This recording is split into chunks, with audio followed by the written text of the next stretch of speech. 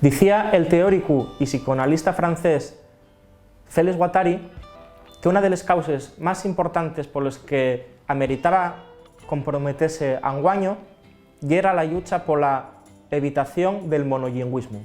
Hoy falamos de uno de los temas clave para pensar el presente y el futuro de la cultura con perspectiva asturiana, como es la cuestión del plurilingüismo. Soy Orián, esto es La Maquila, el programa de música de Play Presta. Como todos los movimientos de transformación social, el movimiento de revitalización asturiana surgió del posfranquismo.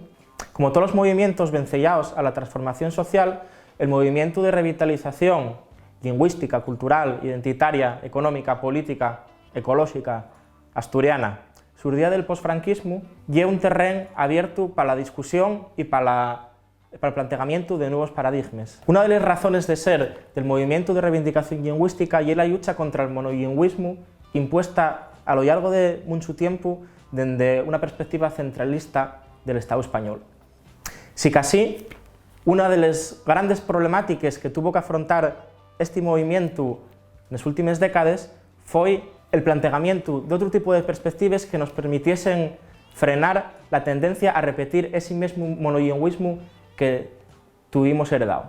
Como parte de esta problemática, una de las realidades fundamentales que nos ayuden a entender esta diversidad es la realidad lingüística de la zona de Entrambasaguas y la realidad lingüística del gallego asturiano.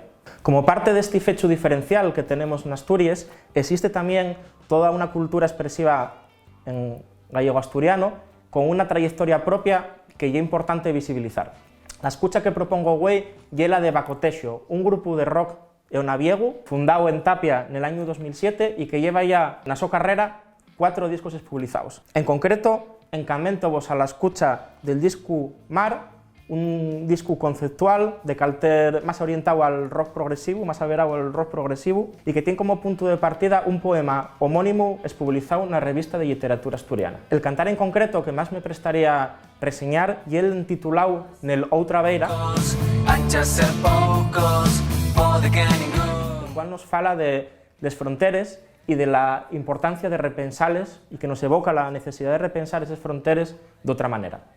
Podéis sentirlo en la plataforma digital musicasturiana.com.